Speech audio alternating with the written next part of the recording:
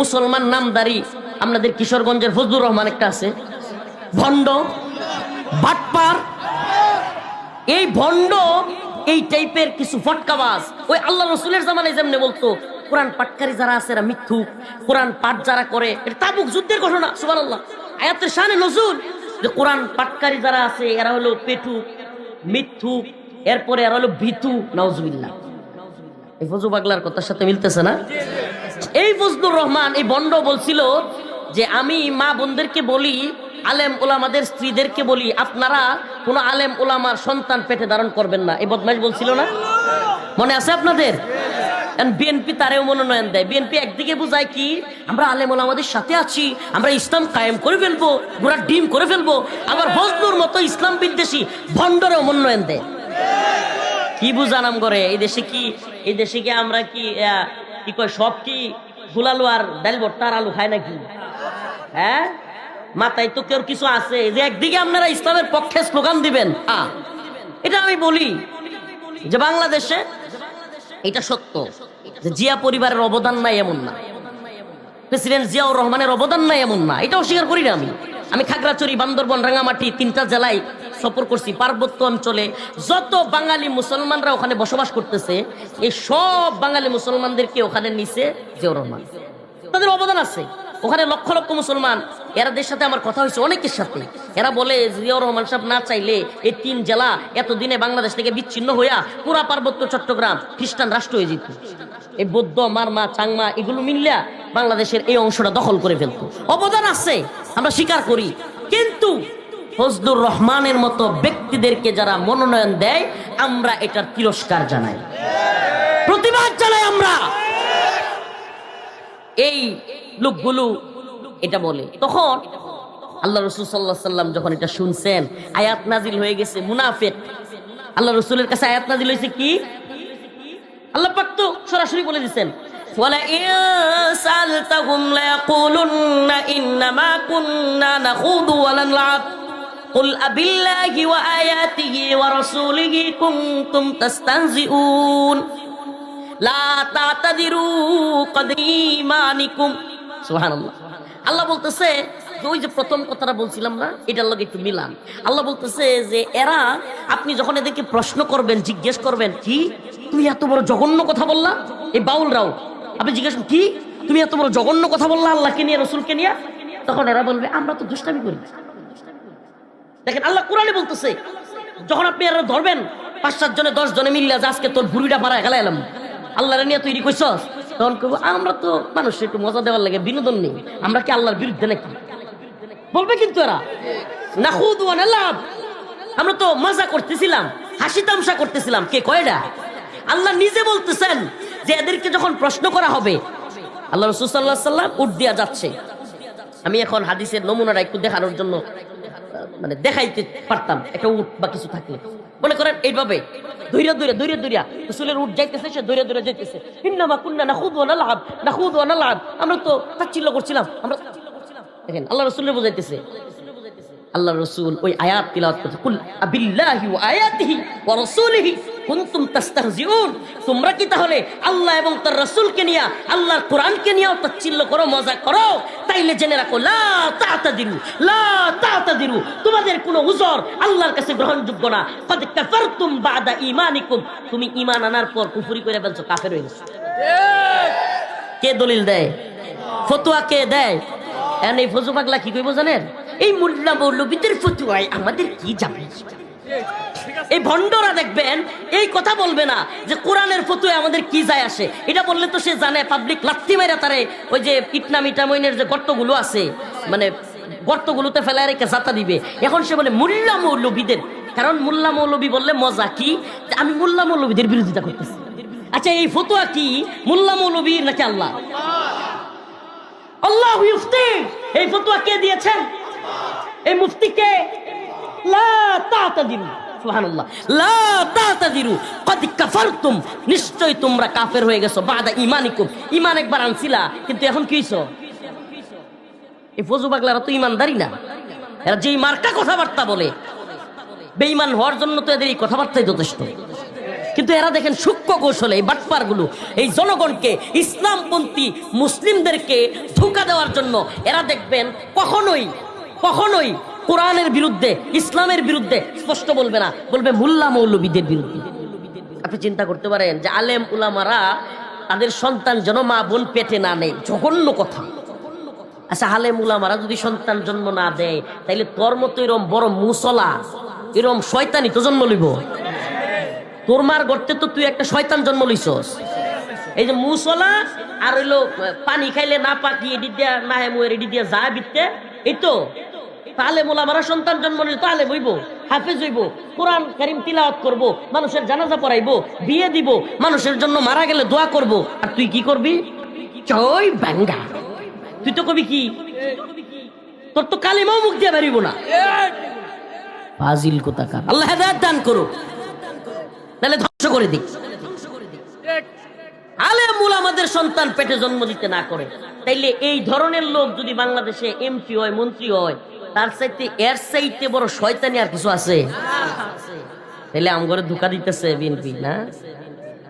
হ্যাঁ, হালুয়া রুটি কথা কইয়া আমগরে তলে তলে ধোঁকা দিয়া বুঝাইতেছে ক্ষমতারাই যায় লই, তাইলে আমরাও এই ফজলুমার খাইমু। তাইলে না হইলে আপনারা এই কথা আমগর কি বুঝাইতে চাইতেছেন? ফজলুর রহমানের মনোনয়ন বাতিল করেন। যদি আপনারা ইসলামের পক্ষে প্রমাণ করবার চান, যদি আপনারা এই দেশের আলেম উলামা, ইমাম, তাওহীদি জনতার পক্ষে প্রমাণ করতে চান, তাহলে ফজলুর মতো পাগলকে মনোনয়ন বাতিল করেন। আল্লাহ হেদায়েত দান করুন। প্রিয় ভাইরা আমার, বন্ধুগণ আমার, আল্লাহ বলতেছে লা তা'তাযুরু, কোনো উযর নাই, কোনো উযর, কোনো স্থান নাই। কে কয়? কুল আবিল্লাহ আয়াতিহি ওয়া রাসূলিহি কুনতুম তাস্তাহজিউন। আল্লাহ পাক প্রশ্ন করতেছে যে এদেরকে জিজ্ঞেস করেন, তাইলে এরা কি আল্লাহ এবং তার রাসূলকে নিয়ে, আয়াতকে নিয়ে তাচ্ছিল্য করতেছে? ওয়ালা ইন সাআলতাহুম লা ইয়াকুলুন্না ইন্নামা কুন্না নাখুযু ওয়া নালআব ওয়ালা ইন সাআলতাহুম লা ইয়াকুলুন্না ইন্নামা কুন্না নাখুযু ওয়া নালআব কুল আবিল্লাহি ওয়া আয়াতিহি ওয়া রাসূলিহি কুনতুম তাস্তাহজিউন লা তা'তাযিরু ক্বাদ কাফারতুম বা'দা ঈমানিকুম। আল্লাহ রাব্বুল আলামিন আল্লাহর রাসূলকে বলতেছেন, মুমিনদেরকে উদ্দেশ্য করে বলতেছেন, সমাজের মধ্যে এমন কিছু লোক আছে যারা কিনা এমন অবস্থা করে যে তারা যখন সকলের সামনে থাকে তখন ইমানদার পরিচয় দেয়, কিন্তু এরা অন্তরের ভিতরে কিন্তু ইসলাম বিদ্বেষ লালন করে। কেন? কারণ এরা মনে করে ফজরের নামাজের সময় এই গভীর রাতে ওইটা নামাজ পড়া লাগে, এই গরু জবাই দেয়া লাগে কুরবানির সময়, হজ করা লাগে, রমজান আসলে রোজা রাখা লাগে। আপনি কি মনে করছেন? এরা এটাকে স্বাভাবিক মনে করে না। এরা মনে করে এই বিধানগুলো আমার কেন মানতে হবে, আমি মানব না। এখন যখন দেখে না মানলে, অস্বীকার করলে, সমাজের মধ্যে যদি বলে নামাজ কেন পড়বো, রোজা কেন রাখবো, হজ কেন করবো, জাকাত কেন দিব, এগুলো যদি সরাসরি বলে, মানুষ তারে কাফের বলবে। কি বলবে? এখন সে যদি সমাজের মানুষ তারে কাফের কয়, মুসলমানের সন্তান, তাইলে সে কি সমাজের নেতৃত্ব দিতে পারবে? ইসলামিক সমাজে সে নেতৃত্ব দিতে পারবে না। এই জন্য এই মুনাফিকগুলো সবার সামনে নিজেদেরকে মুমিন পরিচয় দেয়, কিন্তু অন্তরের ভিতরে ইসলামের বিধিবিধানকে সে ঘৃণা করে। আছে কিন্তু ইসলামের বিধিবিধানকে অন্তর থেকে কি করে? পছন্দ করে না। এই যে ফজরের সময় সারা দেশ একসাথে আল্লাহু আকবারের ধ্বনি দেয়, সুবহানাল্লাহ সুবহানাল্লাহ। আমি মাঝে মাঝে চিন্তা করি, সুবহানাল্লাহ, যে কিরি আল্লাহ তাআলা চাইলে তো পুরা পৃথিবীতে একই সময় একই টাইম করতে পারতেন না? কিন্তু বাংলাদেশের সময়ের চাইতে ভারতের সময় আধা ঘন্টা বেশ কম, এরপরে পাকিস্তানের আরেকটু বেশ কম, এভাবে সৌদি আরবের সাথে 2-3 ঘন্টা বেশ কম। কেন? আমি চিন্তা করে দেখলাম, সুবহানাল্লাহ, আমি এটা নিজে নিজে মাঝে মাঝে চিন্তা করি যে আমাদের কিশোরগঞ্জের চাইতে নেত্রকোনায় দেখবেন 1-2 মিনিট বেশ কম, ঢাকার সাথে কিশোরগঞ্জের 1-2 মিনিট, এভাবে আসে না? আমি চিন্তা করলাম এভাবে 1-2 মিনিট করতে করতে একটা আজান, যেটা কিনা এই তারাইল কিশোরগঞ্জে শুরু হয়, এই তারাইল কিশোরগঞ্জের 2 মিনিট পরে নেত্রকোনা, নেত্রকোনার 2 মিনিট পরে টাঙ্গাইল, টাঙ্গাইলের 2 মিনিট পরে ময়মনসিংহের 2 মিনিট পরে গাজীপুর, গাজীপুরের 2 মিনিট পরে ঢাকা, ঢাকার 2 মিনিট পরে ফরিদপুর, মাদারীপুর, যশোর। এইভাবে আল্লাহ পুরা পৃথিবীতে এক আজান 1 মিনিট পর পর সারা পৃথিবীতে আজান চলতে থাকে। সুবহানাল্লাহ বলবেন না? আল্লাহ তাআলা এই আজানের ধ্বনিটা সারা পৃথিবীতে একই সময়ে, মানে কোন টাইম 1 সেকেন্ড পরিমাণ আল্লাহু আকবারের ধ্বনি বন্ধ নয়। আমেরিকাতেও কিন্তু আজান চলছে, সুবহানাল্লাহ।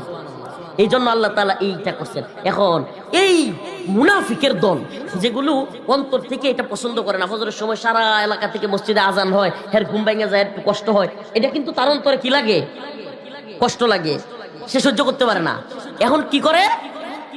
ফুটা এত বলতে পারবে না, বললে সে যেই হোক মাইট তো একটা মালিক পড়বো না, যদি একদিনে ফুইরাও যায় অন্য একজনে আবার তুলে দিব। তো এখন এটা কয় না, এখন না কইয়া অন্তরের ভিতরে এটা রাইখা আল্লাহর নবীরে যারা কটূক্তি করে, আল্লাহর নবীরে ইসলামরে নিয়ে যারা করে, এদের পক্ষ নেই, মানে নিজে কয় না। আমি বুঝাইতে পারি নাই, নিজে বলে না। তাবুকের যুদ্ধে আপনাদেরকে একটা হাদিস, তাবুকের যুদ্ধে এই আয়াত, আজকে যে আয়াত তিলাওয়াত করলাম, এই আয়াত কেন নাজিল হয়েছে এটাকে বলে শানে নুজুল। তাবুকের যুদ্ধে এক জনসমাবেশের ভিতরে এক লোক এরকম ইসলাম বিদ্বেষী, সে কোরআন তিলাওয়াত হচ্ছে সমাবেশের মধ্যে, সুবহানাল্লাহ, কোরআনের চাইতে উত্তম বাণী আরো কিছু আছে। সে বলতেছে তাবুকের যুদ্ধের সময় সমাবেশের মধ্যে এক কোণে যে এই কোরআন পাঠকারী যারা আছে এরা হলো মিথ্যাবাদী, নাউজুবিল্লাহ।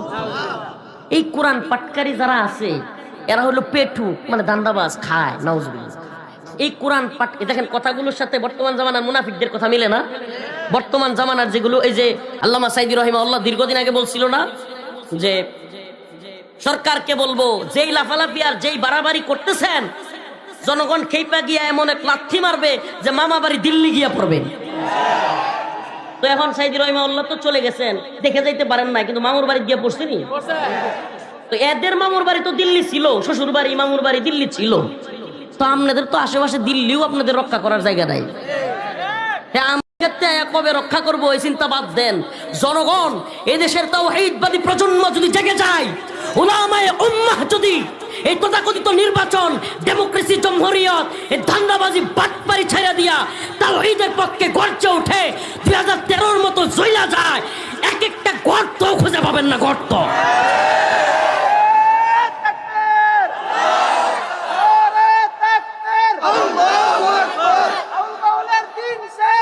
কোরআন সুন্নাহর বাংলাদেশ।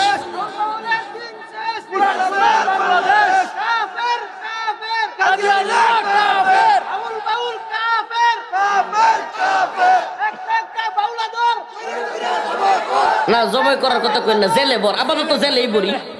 শুনেন, আপাতত জেলেই দেই, যদি বেশি বাইরে যায় পরে 2-4 যদি অপারেশন লাগে পরেরটা পরে, মানে রুগীর শুনেন, ডাক্তারে কিন্তু রুগীর লিমিট দেহে, প্রথমেই কিন্তু অপারেশন করে লায় না।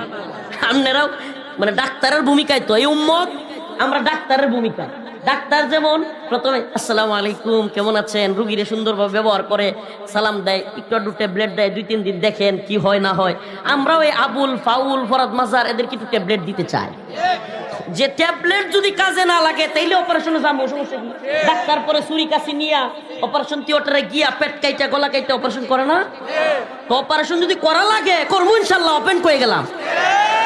আপনারা টেনশন করেন কি? আমরা তো ওপেন কইতেছি, আগে তো ধরা খাইলে ঝামেলাই পড়লে আমরা পড়বো, আপনারা ভয় পাইবেন? ভাই, প্রিয় ভাইরা আমার, আল্লাহকে নিয়ে, রাসূলকে আমরা সব কিছু মানতে পারি, আমরা সব কথা তোদের মানি, আমরা চুপ থাকি। আমি বিশেষ করে আমি সুবহানাল্লাহ, আমি চিন্তা করছি যে 5ই আগস্টের পরে সুন্দর একটা পরিবেশ হয়েছে ইসলামপন্থীদের জন্য, এখন আমরা প্রোগ্রামে যাব দাওয়া হিসেবে, দাওয়া, মানুষকে ব্যাপক দাওয়া দিব, ইসলামী শরিয়ার প্রয়োজনীয়তা, দিন কায়েমের প্রয়োজনীয়তা, এগুলো নিয়ে মানুষকে বুঝাবো, কথা বলবো। একটা সুন্দর পরিবেশ পাওয়া গেছে, আগের মতো মাহফিলে বাধা নাই, নরম মেজাজে থাইকা একটু রইয়া সইয়া কয়েক বছরে ফিল্ড রেডি করা, এদেশে ইসলামী শরিয়া প্রতিষ্ঠার জন্য ময়দান রেডি করব। কিন্তু এই শয়তানগুলো দেখা যাইতেছে সময় দিবে না, মানে সময় দেওয়ার চান্স নাই। হুজুর আপনারা নাম করে পিটান, কি করবো? মানে এদের বাউল এটা যে হুজুর আমরা তো তেরা পিটনা না খাইলে হাসিনার মতো আমরা শুধু হব না। হুজুর আপনারা নরম নরম থাকলে লাভ হইব না, আপনারা গরম হন, আপনারা পিটা নাম করে ডলার দিছে, শিখাই দিছে, তোরা ইসলাম বিদ্বেষ কথা কইতে থাক, আর হুজুরা খেপে যাবো গা, তখন আমরা মৌলবাদী জঙ্গিবাদী কয়ে হুজুর আবার গ্রেফতার করবো। মানে এরা বুদ্ধি করছে, ভারতের কথায় হাসি নাই, বুদ্ধিমান ছিল, কেমন পিটানি দেখাইছে। এখন যদি এগুলো ফরহাদ মাজার, এনসিপি, ডক্টর মোহাম্মদ ইউনূস এরাও মনে করে যে আলেমুল আমাদেরকে খেপায়া দিয়া, এদেশের তাওহীদবাদী প্রজন্মকে খেপায়া দিয়া, যে এই দেশে জঙ্গি মৌলবাদী দিয়ে ভরে গেছে, এখন চাইলে ইসলাম বিদ্বেষী যারা আছে তাদেরকে ক্ষমতায় রাখতে হবে, রামবামদেরকে রাখতে হবে, ইসলামপন্থী সরকার আসলে তোমাদের কোনো এজেন্ডা থাকবে না, এটা বুঝাইয়া যদি মনে করো যে তোমরা সব ক্ষমতায় থাকবা, লাত্তি খাওয়ার জন্য রেডি। এদেশের জনগণ সব সহ্য করতে পারে, সব সহ্য করতে পারে, আল্লাহ এবং তার রাসূলকে নিয়ে কটূক্তি সহ্য করতে পারে না। মান সাব্বা নাবিয়ান ফাকতুলু, ইমাম শাফিঈ, ইমাম হাম্বলি, ইমাম মালিক, ইমাম হানাফি, সকল মাযহাব, সকল মত এক, যে আল্লাহ এবং তার রাসূলকে নিয়ে কটূক্তি করবে, মান সাব্বা নাবিয়ান ফাকতুলু, তার শাস্তি হলো ওয়াজিবুল কতল, এই দুনিয়ায় তার থাকবার জায়গা নেই। এমনকি ইমামগণ এ ব্যাপারে একমত যে যদি আল্লাহ এবং তার রাসূলকে নিয়ে কটূক্তি করে, তওবা করে, তওবাও কবুলযোগ্য না, তাকে করা হবেই। আল্লাহ যদি তারে মাফ করে দেয়, তওবা কবুল করে, এটা আল্লাহর বিচার, তো এই দুনিয়ায় তার জন্য সংকীর্ণ হয়ে যাবে। আমি তো বলি যদি কোনো ভণ্ড আল্লাহ এবং রাসূলকে নিয়ে কটূক্তি করে, এত মিছিল হাত ডাকের প্রয়োজন নাই, সাইজ করে দিবেন, সুজা ইউনিট করে করে সাইজ করে দিবেন, একবারে সাইজ করে শোয়া দিবেন। বদমাইশের দল, আল্লাহ এবং রাসূলের জমিনে থাকবি, আল্লাহ এবং রাসূলের বিরোধিতা করতে পারবি না। এই জমিন কার? এই কটুক্তিকারী আউল বাউল ফাউলদের বাপদাদা। আন্নাল আরদ ওয়ারিসুহা ইবাদিয়াস সালিহুন, জমিন আল্লাহ, ওয়ারিস সূত্রে আল্লাহ থাকবার দিছে মুমিনরা। কাফের, মুশরিক, বেঈমান, আউল ফাউল ভণ্ডদের থাকবার সুরতে ছিল না। সুরত একটা আল্লাহ দিছে যে তোরা জিজিয়া দিবি, আইয়াদি ওয়া হুম সাগিরুন, নতজান হইয়া জিজিয়া দিয়া মুসলমানদের ভূমিতে, আল্লাহর ভূমিতে থাকবি। প্রিয় ভাইরা আমার, বন্ধুগণ আমার, এতক্ষণ পর্যন্ত যে কথাগুলো বললাম, কোনো ব্যক্তি, কোনো গোষ্ঠী, কোনো দল বিরোধিতা করবার জন্য নয়, একমাত্র আল্লাহ এবং তার রাসূলের পক্ষ অবলম্বন করে যারা আল্লাহ এবং তার রাসূলকে কষ্ট দেয় তাদের বিরুদ্ধে বলেছে। আল্লাহ তাআলা আমাদের সবাইকে দ্বীনের পক্ষে, ইসলামের পক্ষে, আল্লাহ এবং তার রাসূলের পক্ষে চলবার তৌফিক দান করুন, এবং সমস্ত শাতে মুরতাদ নাস্তিকদের থেকে আল্লাহ তাআলা এই ভূখণ্ডকে হেফাজত করুন। ওয়া আখিরু দাওয়ানা আনিল হামদুলিল্লাহি রাব্বিল আলামিন।